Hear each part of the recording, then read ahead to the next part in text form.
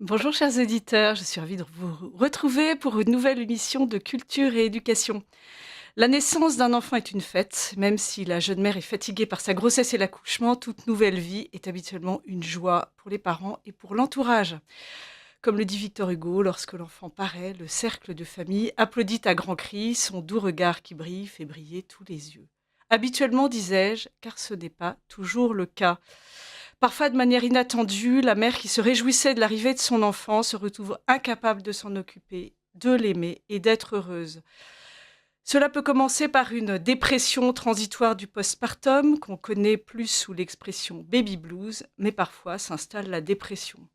Une dépression profonde, désespérante, dont il faut parfois des mois pour émerger. 10 à 15% des femmes en sont victimes. Cette dépression, mon invité l'a vécue, non pas une, mais deux fois, pour la naissance de ses deux premiers enfants. Alors, comment la détecter? Comment la personne concernée et l'entourage peuvent-ils réagir? Voilà ce que nous allons découvrir aujourd'hui avec Isor Armanet. Bonjour Isor Armanet. Bonjour. Vous ne vous y attendiez pas et pourtant la dépression a surgi à deux reprises pour vous après la naissance de vos enfants. Vous avez écrit Interdit de pleurer, une jeune maman lève le tabou de la dépression postpartum. Vous nous racontez un peu ce qui vous est arrivé? Oui, alors, je suis mariée avec un militaire, je pense que c'est une donnée aussi qui est à prendre en compte et pour, l'accouchement, le premier accouchement, il devait partir en mission, quelques jours, après la naissance, et l'accouchement s'est très bien passé et en fait, assez vite, directement après la naissance, j'ai eu du mal en fait, à la mettre, au sein.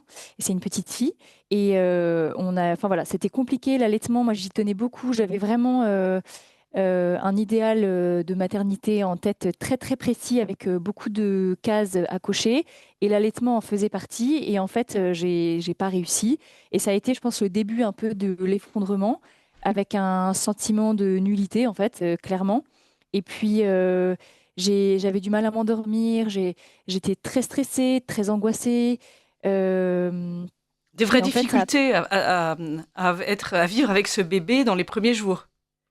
alors, c'était pas forcément un problème de lien parce que j'étais, très attendrie, que, j'avais envie de faire très, très bien donc j'étais presque dans un rapport un peu scolaire à rechercher la validation des soignants, des sages-femmes, et puis, en fait, même j'avais envie de m'en occuper.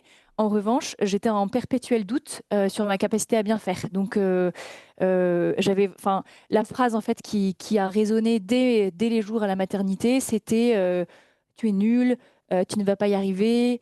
C'était comme si, la charge, de vie que j'avais reçue, à la naissance était en fait, trop grosse et que j'avais pas les épaules pour la supporter. Comme si cette responsabilité était impossible à remplir de manière satisfaisante pour vous. Oui, en fait, c'est comme si moi, en tout cas, moi, Isor, j'étais incapable et en fait, en moi, j'avais pas la force nécessaire, d'élever un enfant et de le faire correctement. Alors qu'objectivement, quand vous le voyez a posteriori, vous aviez tous les éléments pour être une bonne maman. Oui, bon, il y a encore des doutes aujourd'hui, hein, Oui, enfin, je veux dire, il mais y en a pas tout de parents cas. parfaits, hein, mais Non, non, non. Bah, non, mais vous dites le bon mot. En fait, je pense que j'étais dans une recherche de perfection, qui était pas saine du tout et en fait, l'effondrement un peu psychique, il est venu de cette imperfection, en fait, tout simplement.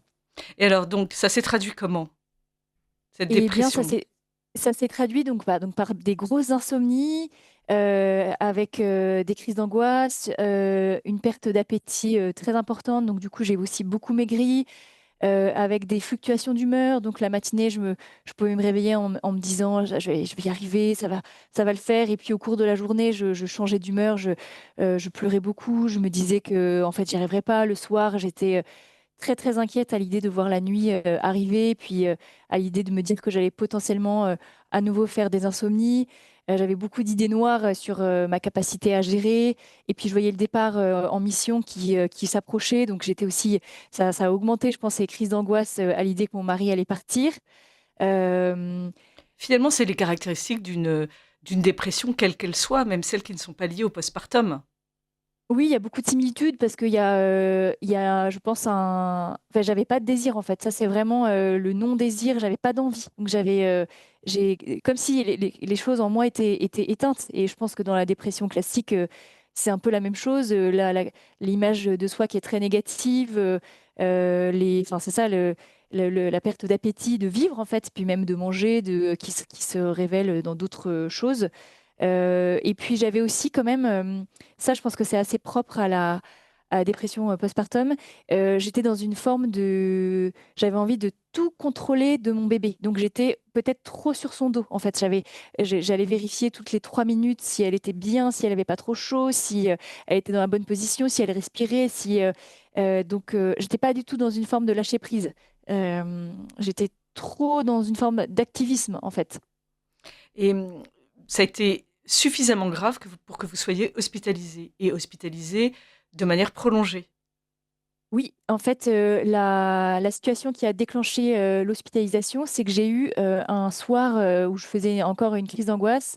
Mon mari était en mission, donc j'étais, accueillie par ma maman qui s'était bien rendu compte qu'il y avait quelque chose qui n'était pas du tout ajusté. Ça faisait, plusieurs, semaines que ça durait et j'ai eu une image où je me suis vue faire, du mal à mon enfant, en fait. J'ai cru que j'allais lui mettre la tête, enfin, j'ai vu cette comme une photographie, en fait, moi en train de mettre la tête de ma petite fille sous un oreiller et ça m'a Là, c'est terrorisée grave. parce bah, en fait, oui et non, parce que ça s'appelle la phobie d'impulsion, et c'est des choses qui arrivent, même si on fait pas de dépression postpartum. Ça peut être un symptôme, ça c'est certain, mais on peut en faire sans faire de dépression postpartum. C'est juste le cerveau, en fait, qui envoie un message d'alerte pour, dire: «C'est ce dont vous avez peur», mais ça veut pas dire: «C'est ce que vous allez faire». Sauf que moi, je l'ai lu comme, «Attention, vous allez faire ça et donc attention, danger». Et en règle générale, quand on a une phobie d'impulsion, mais ça peut même nous arriver, quand on est seul et qu'on s'imagine, par exemple, qu'on va sauter, on a une image où on se voit sauter, sous le métro. Enfin, Oui, c'est ou par juste la fenêtre. Enfin, oui, c'est voilà, des des images qu'on peut situations avoir comme même si on ça, va très bien. même si on va bien, je pense que c'est le cerveau qui réagit, et qui nous envoie un petit signal en disant: «Ah, c'est de ça dont tu as peur». Et en fait, on a mis du temps à m'expliquer ce que c'était, et du coup, moi, je me suis dit: «Je suis un danger potentiel pour ma fille, donc il faut que je fasse quelque chose». Et donc le lendemain, je suis allée, consulter les urgences et c'est là où effectivement, je pense que la médecin de garde, elle aussi a été un peu, surprise de m'entendre dire ça et du coup, elle m'a pas du tout expliqué que c'était une phobie d'impulsion. Elle m'a juste dit: «Bah, je vous garde, en fait. Vous restez dans notre service». Donc rien pour vous rassurer. Non, Ça c'était devait être vraiment, très vraiment dur. anxiogène. Rien pour me rassurer. J'ai pas eu de diagnostic au départ qui a été posé de dépression postpartum. Donc j'ai vraiment eu 3 semaines où au début, je me suis dit, que j'étais, potentiellement un danger, pour ma petite fille, que j'étais mauvaise pour elle, qu'il valait mieux qu'elle grandisse, loin de moi. Donc ça, c'était effectivement très dur. Mais finalement, avec le recul, il y a heureusement que je suis allée dans cet hôpital parce que, on avait choisi un hôpital militaire, en se disant potentiellement les communications vont être plus faciles avec mon mari qui lui était en mission et en fait effectivement, ils lui ont transmis beaucoup d'informations et c'est grâce à ça que lui, a pu revenir, nous retrouver, en famille parce qu'il a été, au courant que la situation était quand même assez grave et puis grâce à ce service psychiatrique, moi j'ai été envoyée dans un service, beaucoup plus adapté qui est une unité d'accueil, mère-bébé et c'est à partir de là où les choses ont commencé à s'arranger pour moi parce que justement, on m'a expliqué ce que j'avais, que j'étais pas folle, qu'il y avait 10 à 20 des femmes à qui ça arrivait, que la pensée que j'avais eue, c'était juste une phobie d'impulsion et que dans la mesure où j'en avais parlé, en fait, j'en ai parlé tout de suite à ma mère, et après j'en ai parlé au psychiatre, j'avais tué la pensée dans l'œuf et j'avais fait ce qu'il fallait faire en parlant, en fait, qu'il y avait aucun risque que je lui fasse du mal et que j'allais être prise en charge et qu'on allait m'aider, en fait. Et vous vous en êtes sorti, votre Je m'en suis petite-fille. sortie. Voilà. Mais Oui, je m'en suis sortie. deuxième naissance et pour la deuxième fois, vous êtes victime à nouveau de cette dépression postpartum. Alors comment est-ce qu'on peut expliquer une telle rechute alors que vous saviez que peut-être vous aviez un terrain favorable? Alors je ne sais pas si c'est, quelque chose qui se manifeste lorsqu'on a un terrain particulier, Mais en tout cas, pour la deuxième fois, alors que vous étiez prévenu, vous retombez pour la naissance de votre petit garçon dans cette dépression postpartum. Oui, alors là, c'est les mêmes conditions par rapport à mon mari qui est parti en mission, quelques jours après la naissance. Donc ça, je pense que ça a été aussi un effet, aggravant et puis peut-être aussi que, moi, il y a une certaine, vulnérabilité qui est la mienne et qui est assez personnelle et que, j'ai un peu mis ça sous le tapis en me disant, «La dépression postpartum, ça arrive une fois dans une vie et ça y est, voilà, j'ai eu mon Oui, j'ai quand eu on mon sait ce que moment». c'est, quand on sait ce que c'est, finalement, c'est peut-être plus facile à maîtriser.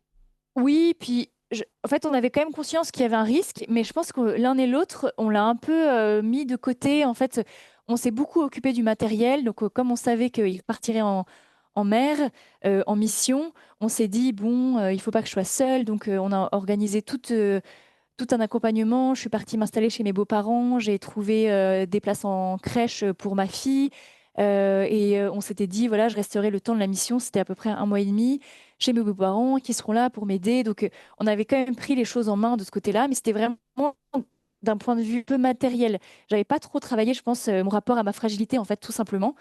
Et moi, je m'étais dit: «C'est arrivé une fois dans ma vie» et j'avais pas du tout envie, de rouvrir la «page» entre guillemets ou de rouvrir le placard. Donc j'ai vraiment bien fermé mon petit placard tranquillement, et puis, en fait, je pense que j'étais aussi beaucoup dans une forme, d'angoisse à l'idée de revivre et je pense que l'angoisse a créé l'angoisse et a créé aussi, un contexte défavorable, en fait, après la naissance. J'ai été, assez vite dans des formes bah, justement d'insomnie, de hypervigilance et au lieu de peut-être prendre un peu de recul, et de me dire, ça peut être normal en fait d'être en hypervigilance quand on a un petit nourrisson. J'ai tout de suite analysé ça comme un symptôme de la dépression postpartum et donc du coup, j'ai été dans une panique Donc et encore plus d'angoisse, finalement, parce que là, vous saviez mettre un mot sur ce qui vous arrivait. oui, oui, oui. Ce qui a été en fait, c'était à la fois, je pense, plus fort, cette, dépression postpartum. J'ai eu des symptômes, dépressifs un peu plus profonds j'ai eu beaucoup d'envies suicidaires. Mais en revanche, là où ça a été «plus positif» entre guillemets, c'est que, on savait, donc on a pris les choses très, très vite en main. Très vite, on s'est tourné vers l'unité mère-bébé dans laquelle j'avais déjà été et puis, on a vraiment, formé une équipe avec mon mari. Alors que pour la première, moi, il y a beaucoup de choses que je lui ai cachées parce que j'avais extrêmement honte.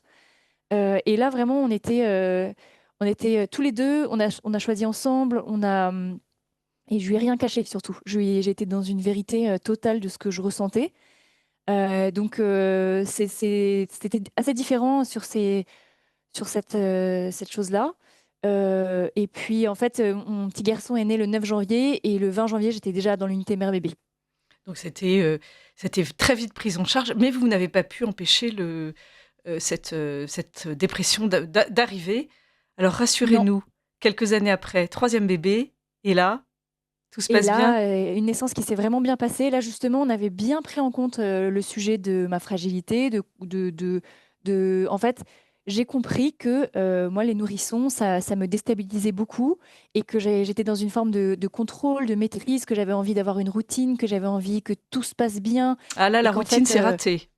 exactement, un nourrisson, la routine, pendant, je pense, clairement les 6 premiers mois, faut pas trop compter dessus. Donc j'ai fait un travail psychologique, avec, une psychologue que j'ai vue pendant, plusieurs années et on a beaucoup, beaucoup travaillé ce sujet du lâcher prise, de mettre de la légèreté, d'accepter que, voilà, c'est ce que je disais, en fait, on peut être en hypervigilance, sans faire de dépression postpartum.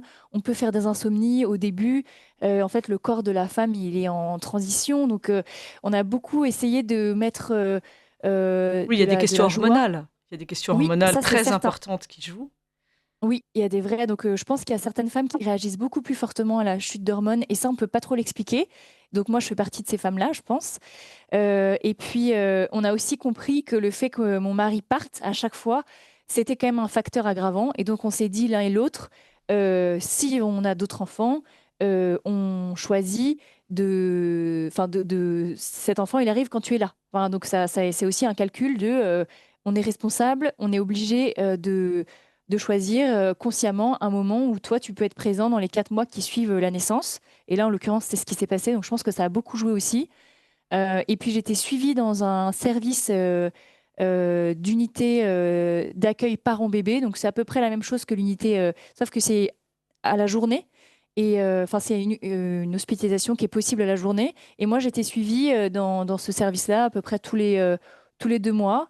Il y avait une pédopsychiatre, une sage-femme, donc ils m'ont suivie pendant la grossesse. Et puis, ils m'ont suivie dans les jours qui suivaient la naissance, juste pour vérifier comment j'allais. Ils ont fait une visite à la maison. Enfin voilà, j'étais très entourée en fait. Et médicalement, j'étais aussi sous antidépresseur dès le début de la grossesse, qui était compatible avec la grossesse. Et donc, je pense que ça aussi, ça m'a aidé peut-être à lisser la grosse chute d'hormones après la naissance. Vous avez écrit Interdit de pleurer, une jeune maman lève le tabou de la dépression postpartum. Vous avez ressenti le besoin de faire connaître cette situation à des femmes qui seraient dans la même, voilà, dans la même détresse que vous? Ou vous considérez que c'est un phénomène qui est encore trop peu connu? Alors, je pense qu'on commence à en parler un petit peu plus quand même. Il y a beaucoup, beaucoup de podcasts, de vidéos à ce sujet. Mais en tout cas, pour la naissance de ma fille en 2017, j'ai pas trouvé tant de livres que ça. J'en ai pas beaucoup trouvé.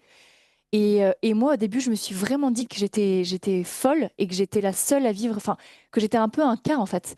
Et quand j'ai découvert qu'il y avait 10 à 15% des femmes ou 10 à 20% des femmes qui vivaient des dépressions postpartum, je me suis dit, mais en fait, il faut en parler. Enfin, Et j'avais vraiment envie de dire aux mamans, en fait, vous n'êtes pas seules, vous n'êtes pas folles, et je vous promets, ça va passer, en fait. Je me suis dit, en fait, s'il y avait quelqu'un, enfin, si l'Aïsor du futur aurait pu me rendre visite quand j'étais à l'hôpital, j'aurais juste aimé entendre quelqu'un qui me dit, je te promets, un jour tu vas reprendre pied dans ta vie et ça se finira. Voilà. Et c'est un peu ce que j'ai voulu faire avec le livre. Mais en fait, l'idée de dire c'est dur, c'est même très dur parce que j'ai lu le livre, j'ai été vraiment touchée par votre récit et je me suis vraiment dit que vous aviez passé des moments extrêmement difficiles. Mais ça a une fin, ça a une Oui, fin. Et exactement. donc ça c'est vraiment important. Oui, ça a une fin, et puis ça a une fin hyper joyeuse en fait, parce qu'on accueille un enfant dans sa famille, que ça reste quelque chose de profondément joyeux. Enfin, je le redis, si c'était à refaire, je repasserais pas. Enfin, ça veut dire qu'on a eu la chance d'avoir ces enfants, et pour rien au monde, je reviendrai sur ce qui nous est arrivé, parce qu'en fait, ils sont là et que c'est génial. Et je sais qu'il y a pas mal de gens qui questionnent le fait qu'on ait choisi d'avoir un troisième. Et honnêtement, je peux comprendre. Mais en fait, moi, j'avais pas envie que la peur me guide. Que Donc, vos choix, oui, que vos choix soient faits en fonction de finalement en fonction oui, des hormones. oui, C'est un peu, exactement. ouais. Exactement. En revanche, on a vraiment pris nos responsabilités. Donc, avant de lancer le projet, entre guillemets, du troisième, on a vraiment demandé aux médecins autour de nous. Enfin, on avait envie d'être sûr que c'était pas de l'inconscience, que c'était pas les responsabilités, que je me mettais pas en danger, que on mettait pas les deux aînés en danger. Enfin, et en l'occurrence, le corps médical nous a dit, go, allez-y. Nous, on est là pour vous accompagner, et allez-y. Enfin, donc, Oui, et vra- vous dites en fait finalement le corps médical a dit bah, que les médecins, psychiatres, etc. étaient là pour faire marcher la machine et vous preniez vos responsabilités.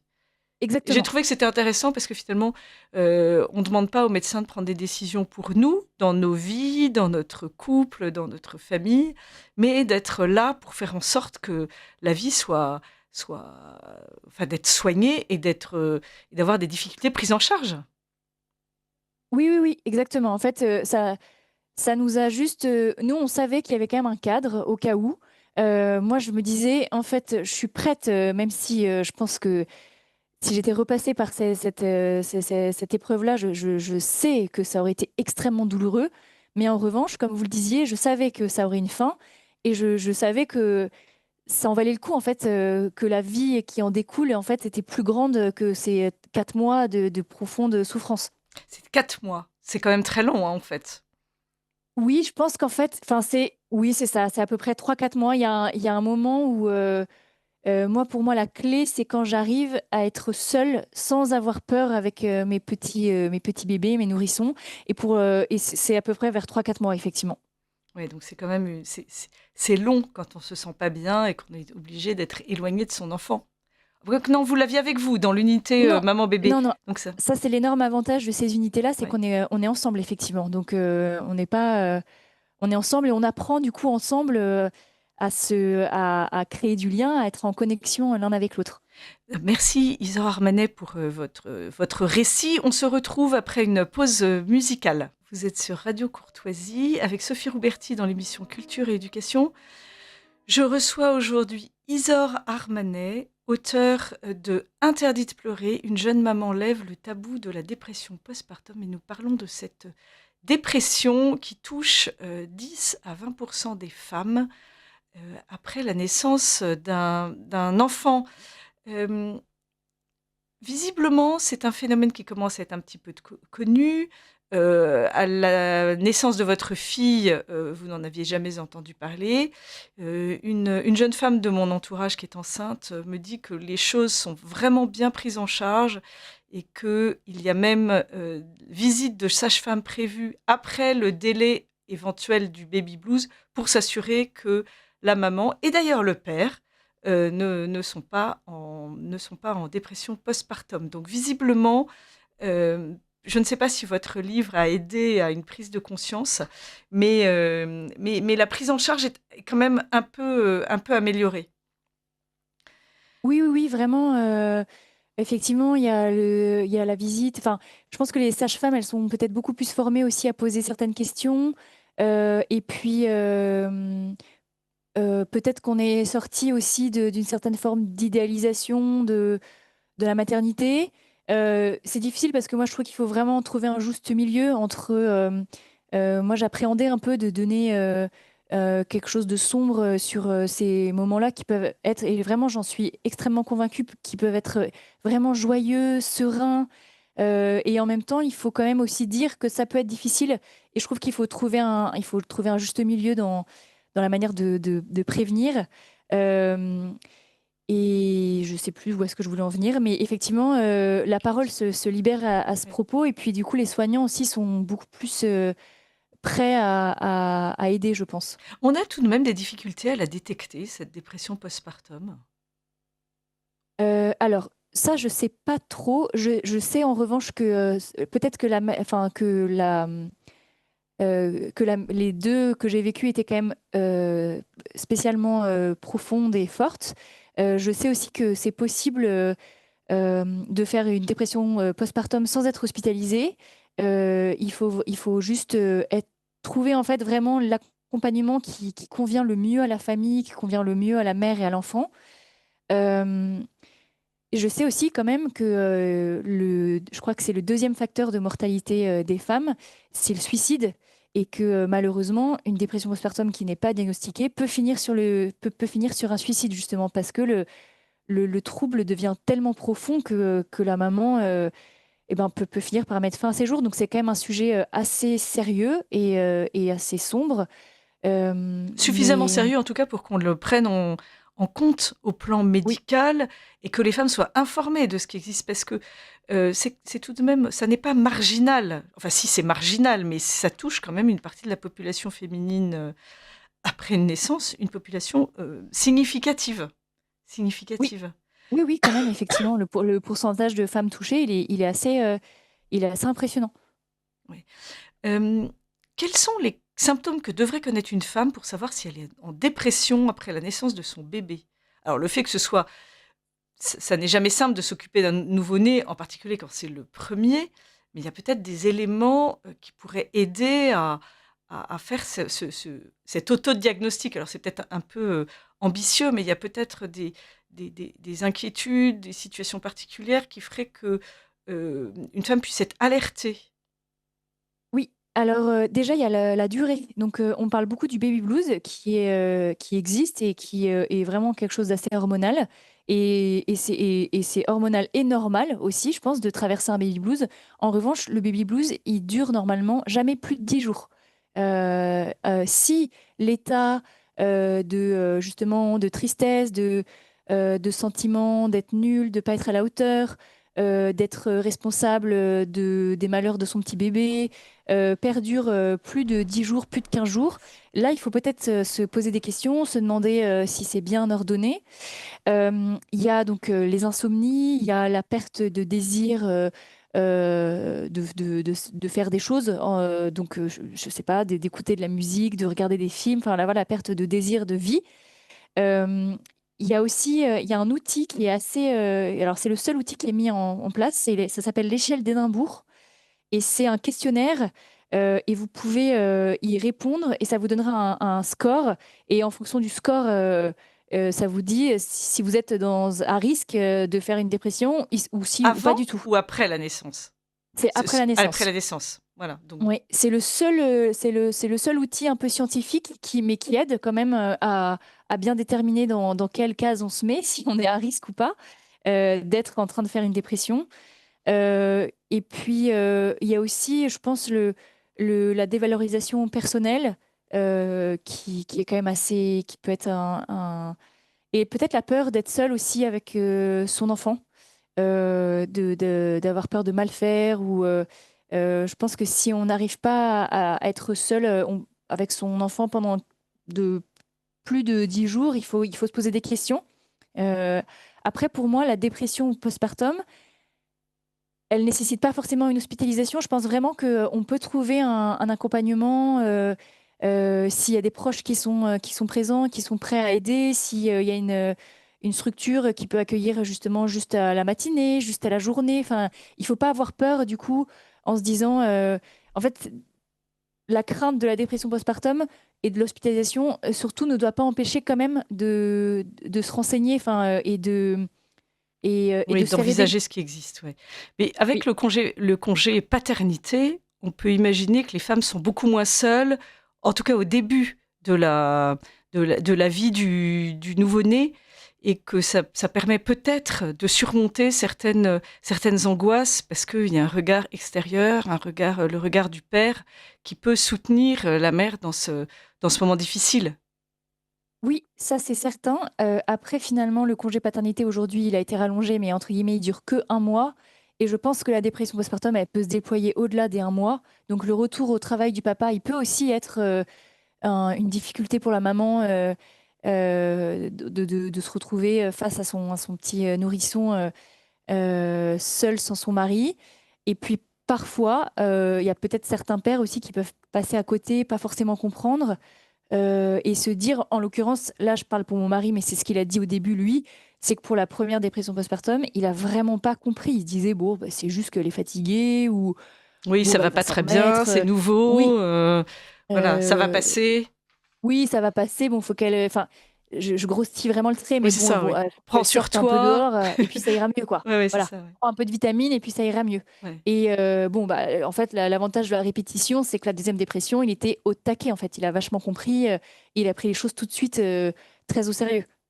Est-ce que les femmes qui subissent une dépression postpartum ont un terrain particulièrement fragile ou est-ce qu'elle peut toucher toutes les femmes? Vous savez un petit peu, je pense que vous avez étudié la question. Est-ce qu'on a des éléments sur ce sujet? Alors, pour moi, ça peut toucher toutes les femmes. Je pense qu'il y a vraiment des conditions de naissance parfois parce que j'en ai croisé des mamans qui étaient hospitalisées en même temps que moi et qui étaient là parce que c'était leur quatrième ou leur troisième enfant et qui disaient, mais je comprends pas, enfin, j'en ai déjà eu deux, j'en ai déjà eu trois, ça s'est très bien passé. Et en fait, cette naissance-là va réveiller quelque chose d'inconscient. Il y a aussi parfois, s'il y a un grand écart entre entre l'aîné et l'enfant qui arrive, enfin, entre l'enfant qui arrive on a oublié à quel point les premières semaines, les premiers mois avec un nouveau-né, c'est quand même un C'est peu le éprouvant, chaos. Et donc, oui. oui, et on peut vite oublier en fait à quel point le rythme est dur. Et donc, parfois, ça peut être, c'est les mamans qui disent, mais j'avais oublié à quel point c'était dur, c'était chaotique. Euh, je pense aussi, alors ça c'est juste mon analyse, donc je suis pas du tout médecin, mais pour avoir beaucoup discuté avec d'autres mamans après la sortie de mon livre, les mamans qui sont dans le contrôle, qui ont besoin d'être dans la maîtrise du temps, des événements, qui sont rassurées par la routine, elles ont peut-être aussi plus de capacité à être perturbées avec un nourrisson. Il y a aussi, si on a un rapport blessé à la parentalité avec ses propres parents aussi, ça joue parce qu'il y a énormément de choses qui se rejouent à la naissance de son enfant. On a peur de refaire les mêmes erreurs. Donc ça peut jouer aussi. Et puis, alors malheureusement, les mamans qui ont déjà fait une dépression postpartum, elles ont plus de risques d'en refaire aussi. C'est comme si elles avaient déjà été un peu fissurées. Donc, bon, bah voilà, la fissure peut se renforcer après une naissance. Mais en revanche, moi, je trouve que si on prend les choses, en fait, moi, mon grand combat, c'est que si on se fait aider et si on accepte d'être accompagné, tout est possible. J'ai un message d'une auditrice. Bonjour mesdames, est-ce que le comportement anxieux postpartum a été hérité de l'éducation reçue? Et belle émission et bravo madame pour votre témoignage. Donc l'éducation a-t-elle un impact sur cette dépression? Non, je dirais pas l'éducation. En revanche, le rapport qu'on a à ses propres parents, oui. Et si c'est un rapport qui est blessé, avec beaucoup, beaucoup d'enjeux, beaucoup d'idées que moi, je ferai jamais comme ça, ou ça, je pense que ça peut jouer parce que du coup, il y a un idéal il y a un idéal qu'on a mis en place. En l'occurrence, moi, j'avais mon petit idéal de perfection, que j'avais ma petite valise et que j'emportais avec moi. Et ça, moi, je pense que ça a joué aussi dans mon effondrement psychique. Quels sont comment dirais-je, quand les proches se rendent compte qu'il y a un problème, qu'est-ce qu'on peut faire? Est-ce que euh, plutôt que la femme qui ne se rend pas forcément compte qu'elle sombre dans une dépression, est-ce que ce n'est pas plutôt à l'entourage d'évaluer la situation? Est-ce qu'on peut se rendre compte quand on est extérieur à la personne de ce qui est en train de se jouer? Moi, je pense que oui, parce qu'en l'occurrence, c'est ma mère et son compagnon qui, eux, ont mis le doigt sur mon état. C'est vraiment eux qui me l'ont dit et moi, j'ai refusé de l'entendre. Au départ. Et puis, en fait, après, bon, j'ai été mise devant le fait accompli. Oui, je pense que l'entourage a vraiment un rôle à jouer. C'est très délicat parce qu'il faut marcher sur des œufs en même temps, parce que il faut pas non plus, je pense, forcer trop ou être dans une forme d'intrusion. En revanche, je pense que si l'entourage constate vraiment une tristesse permanente, la personnalité de la personne qui est comme éteinte, une incapacité aussi à se mettre en action pour, je ne sais pas, vraiment être dans les choses du quotidien, se doucher, se laver les cheveux, lancer une machine, faire ça aussi, l'absence Vivre, en fait. d'énergie. Oui, Vivre. exactement. L'absence d'énergie, ça peut être un signe. Moi, je pense qu'il faut être extrêmement valorisant, présent, rassurer sur ses capacités, la personne, la rassurer sur l'amour qu'on lui porte. En l'occurrence, en tout cas, moi, c'est ce que j'ai eu. J'ai eu un soutien amical et familial et conjugal qui a été enfin, vraiment merveilleux. J'étais à la fois dans un sentiment de nullité. Enfin, je me suis vraiment dit, je suis la plus nulle du monde. Et puis en plus, le fait que ça se répète une deuxième fois, ça m'a vraiment activée là-dessus. Et en revanche, je me suis sentie profondément aimée de par le soutien amical. J'ai reçu des lettres, des messages, des fleurs à l'hôpital. J'avais des visites quasiment tous les jours. Il y a eu un soutien matériel pour s'occuper de ma petite fille. Enfin, honnêtement, ça m'a fait énormément de bien. Donc oui, l'entourage, il a quand même un rôle à jouer sur ça, sur le assurer de l'amour et de l'affection qu'on porte à la maman ou au papa, parce que ça peut arriver au papa, qui s'effondre. Écoutez, c'est rassurant d'une certaine manière de savoir que finalement l'amour sauve. L'amour peut vraiment aider et l'accompagnement amical ou familial peut beaucoup rendre service aux femmes après la naissance de leur enfant. Isor Armanet, je propose qu'on se retrouve après la pause pour la chronique de littérature jeunesse de Valérie Daubigny.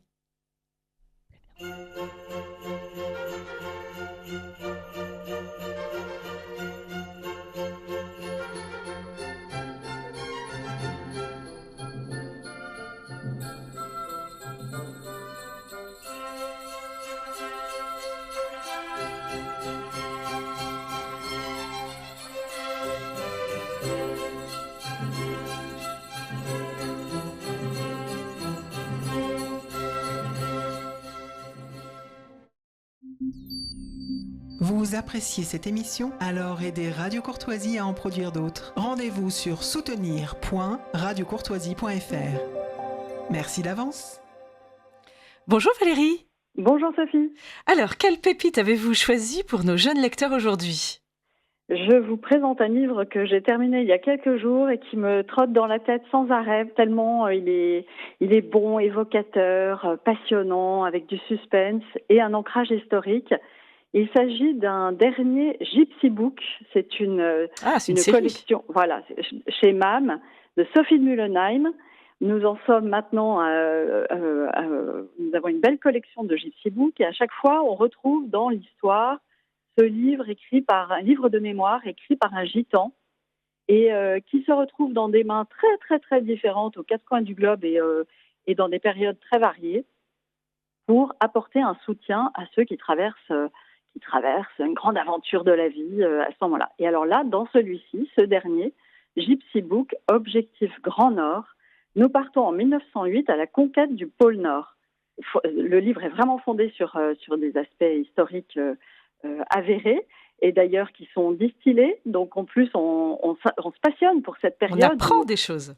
On apprend des choses. Il faut imaginer ces expéditions qui partaient dans le Grand Nord sur des bateaux, des brise-glaces, avec, dans le cas de notre héros sur le Roosevelt, avec le commandant Peary, 200 chiens au départ.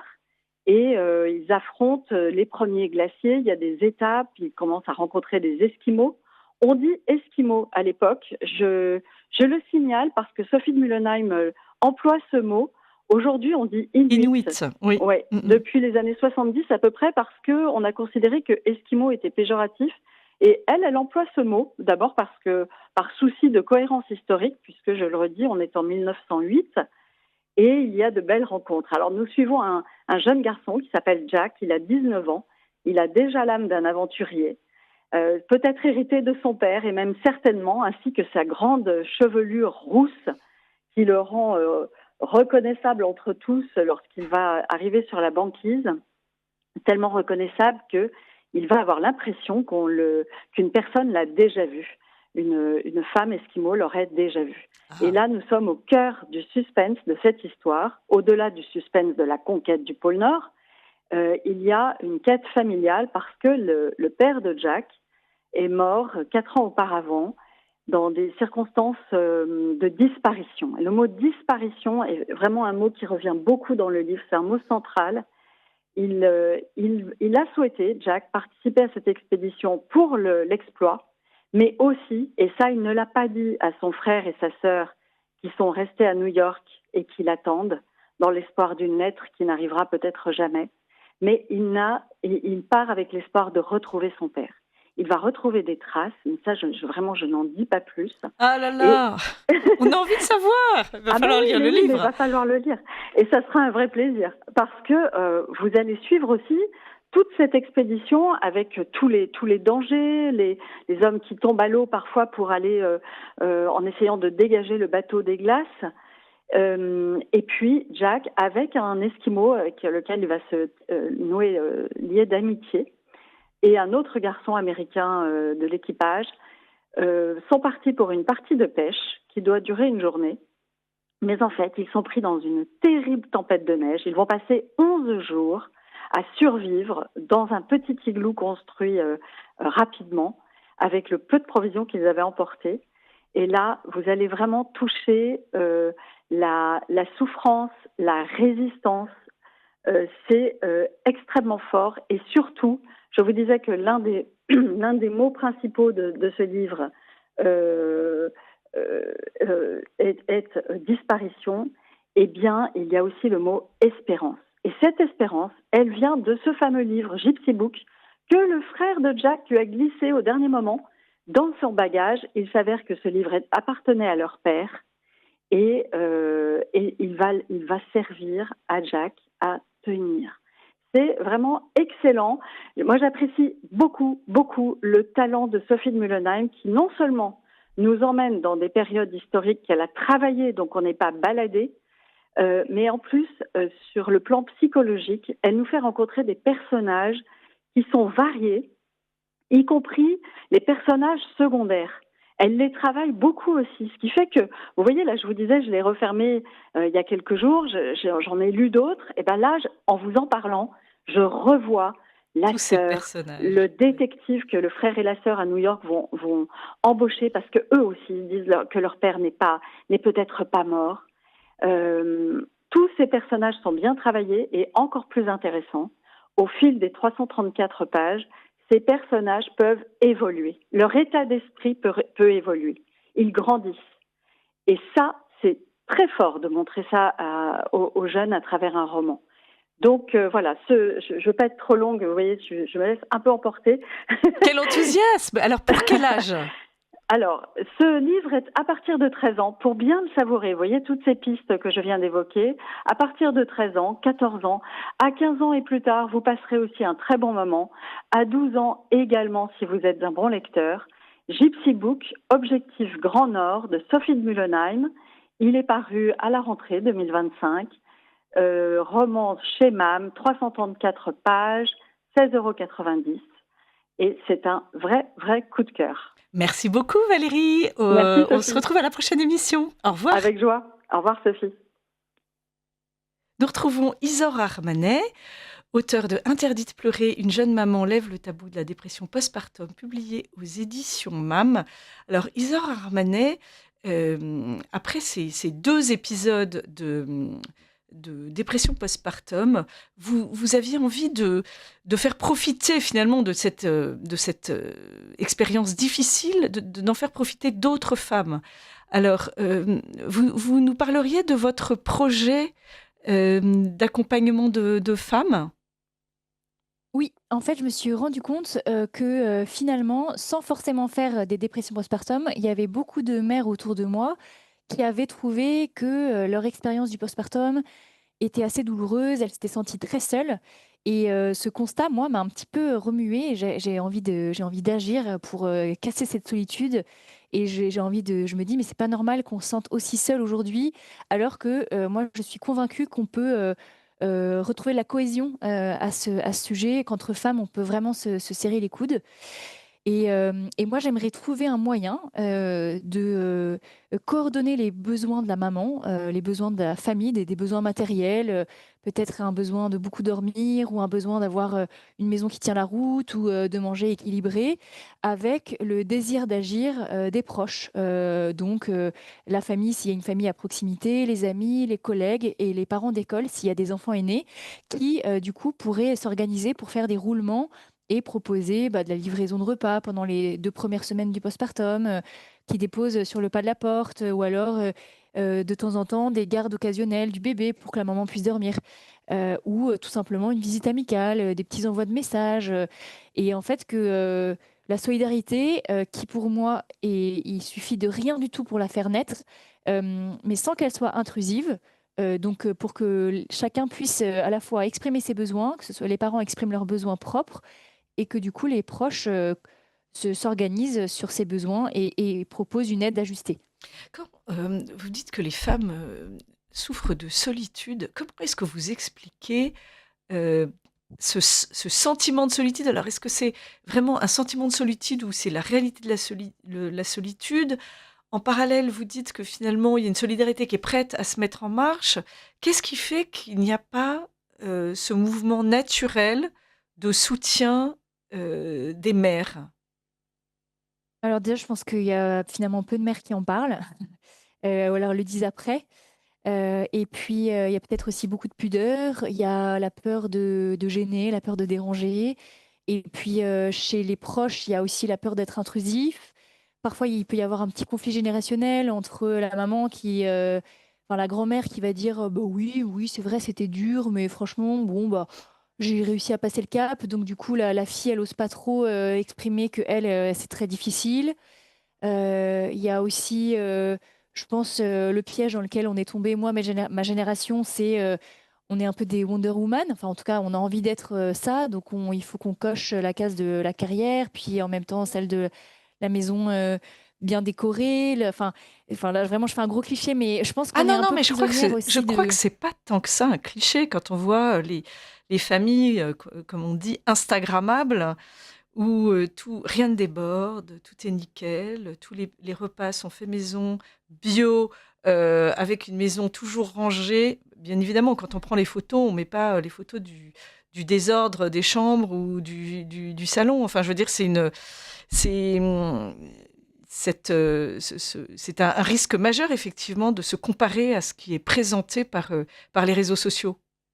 Ah oui, je pense que les réseaux sociaux, c'est un énorme piège et ils ont vraiment, et ça peut être un facteur aussi De d'aggravation parce dévalorisation, de oui, dévalorisation de la exactement. femme, ouais, ouais, ouais. Même si je peux comprendre qu'on ait envie aussi de rendre le moment du postpartum joli. Enfin, vraiment, je comprends l'intention.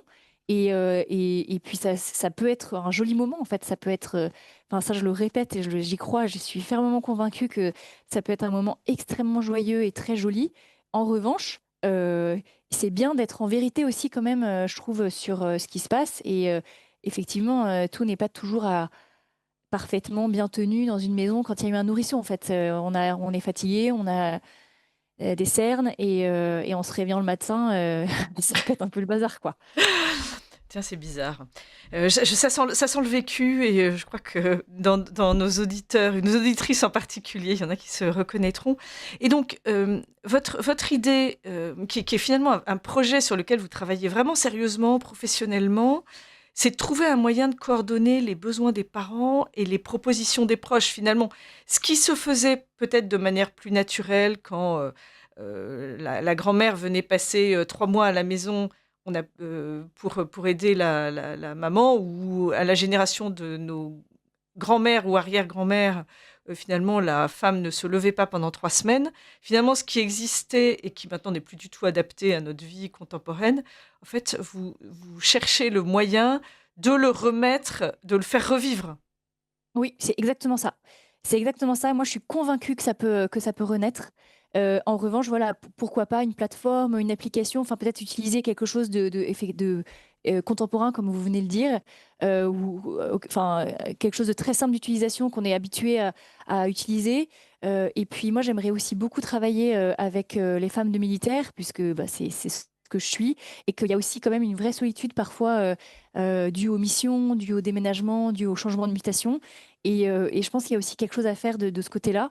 Et puis, je pense peut-être aussi changer de regard juste sur le fait de demander de l'aide et d'accepter de l'aide qui n'est pas du tout dégradant, mais selon moi est hyper vertueux. Et contrairement à la forme de toute puissance dans laquelle on peut se mettre, nous, aujourd'hui, accepter qu'on a vraiment besoin des autres, en fait, pour vivre le moment du postpartum, c'est un rituel de passage, en fait. Et moi, je me dis souvent, quand on se marie ou quand on enterre quelqu'un, on n'est pas seul. Et ben en fait, aujourd'hui, quand on vit un postpartum, on ne devrait pas être seul. Voilà, c'est ce que je me dis, c'est ce en quoi je crois. Donc, en fait, retrouver quelque chose qui est très naturel, qui est la solidarité, en particulier entre femmes, au moment d'une naissance, pour, bah, pour permettre aux femmes de vivre sereinement la naissance et profiter vraiment de leur bébé, plutôt que de se laisser enfouir sous les tâches matérielles. Oui, c'est exactement ça. Alors, est-ce que vous avez déjà des idées concrètes, ou vous êtes vraiment en phase de réflexion dans ce projet? Je suis encore en phase de réflexion. Je suis accompagnée par un incubateur qui s'appelle Ticket for Change. Donc, moi, je viens pas du tout de ce monde-là. Donc, j'apprends énormément de choses sur le monde de la communication, du marketing, de l'entreprise. Donc, je me fais un peu mes armes. Et puis, je suis aussi accompagnée par des services que propose l'armée, justement, pour me former, parce que je suis pas non plus très, très connectée sur le digital. Donc, pour me former, pour avoir toutes les clés en main et en fait avoir un projet bien concret et bien précis. Mais voilà, ça commence. Pour l'instant, c'est vraiment le début. Ah, mais c'est bien que vous nous en parliez. Alors, chers auditeurs, et surtout chères auditrices, si vous avez des idées, des choses qui vous viennent, des besoins que vous auriez aimé voir remplis quand vous avez eu des enfants, ou maintenant que vous avez des enfants, bah, écoutez, n'hésitez pas, laissez-moi un petit message, je ferai tout passer à Isor Armanet pour le développement de ce beau projet. Et je crois que ça va correspondre vraiment à un besoin des parents et je crois que ça fait plaisir aussi de rendre service. Voilà, je vous propose maintenant de passer à nos coups de cœur.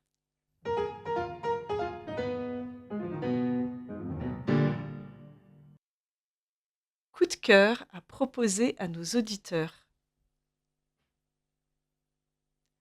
Ah, j'ai l'impression que vous ne m'entendez plus. Est-ce que vous Si, je m'entendez? vous entends. Oui. Pardon. Oui, c'est bon. Excusez-moi. Oui, quel est le coup de cœur que vous souhaiteriez proposer à nos auditeurs? Oui, alors j'ai lu un livre cet été dont le titre est Mon vrai nom est Elisabeth. L'auteur, c'est Adèle Yon. Et c'est un livre vraiment étonnant, percutant, qui, moi, m'est resté dans la tête quasiment pendant tout l'été. C'est donc l'auteur Adèle qui fait une enquête sur sa propre famille. Elle enquête sur son arrière-grand-mère qui aurait été diagnostiquée schizophrène.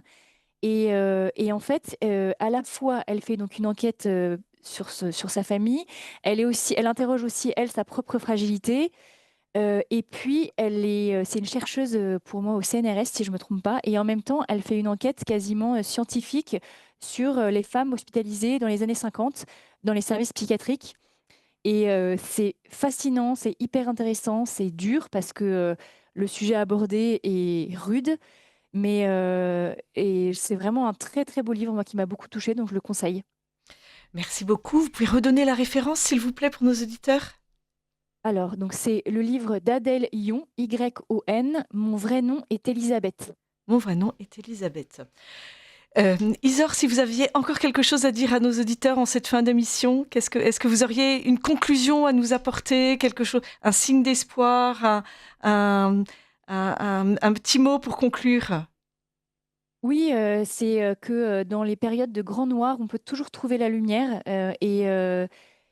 et que, en fait, si on accepte sa fragilité et si on accepte de se faire aider, qu'il ne faut pas du tout avoir peur de se faire aider médicalement, que les antidépresseurs peuvent être un moyen Ça fait pour... peur, hein? Ça fait peur Oui, souvent. ah oui, oui, ça fait peur et je comprends, mais c'est pas forcément le piège dans lequel on pense tomber. On peut s'en sortir et puis on peut arrêter. Aujourd'hui, moi, j'en prends plus.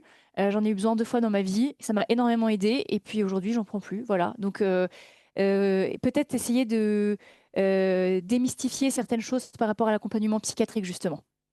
Oui, parce qu'en fait, il y a encore très souvent dans nos familles une réaction, si on va voir un psy, que ce soit un psychiatre ou un psychologue, ah non, mais c'est fait pour les fous. Et je pense qu'il faut vraiment sortir de cette idée-là.